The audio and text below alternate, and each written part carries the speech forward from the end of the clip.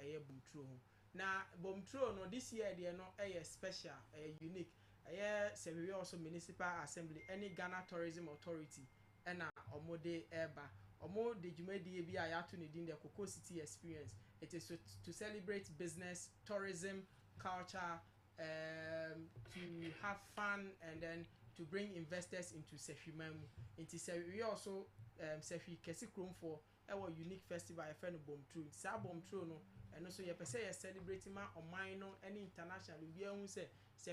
you are a unique thing be wahasia. There was a ma amount for intina and they did an anne paying for about studio Muhano. Inti mote in semi course na wo share near course na any paying for the bar studio ha ebeka Bomtru ho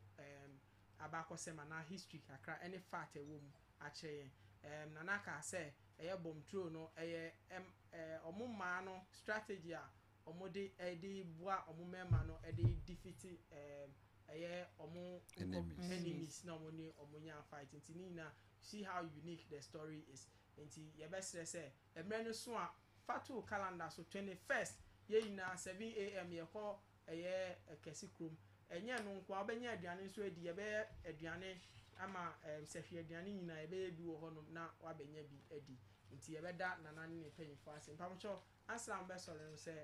nana mpacho bibi kakra bi oh kakra meka ne se adofo no mo bia program no time ne so bia mra na o mehwe nani so ade mehwe nani so ade ye wo ade we nti adofo no se hwifo awfo bia mra Kesi Chrome 21st November na o meboa ma program no enye kama ya ready a ya twen obia nti bibia be kama pamocho se mo pese mo che obi na chia ye be chia Kesi Chrome poina ya chia dofonom matra nkonwa medika chia omo my wife Evelyn mother temage fa kwenya iso achia no achia nana usu kwajo krom hene achia acting president traditional council achia obia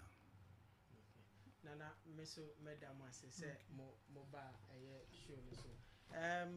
ye twa ho sisi aba na ya to adwumadi so okay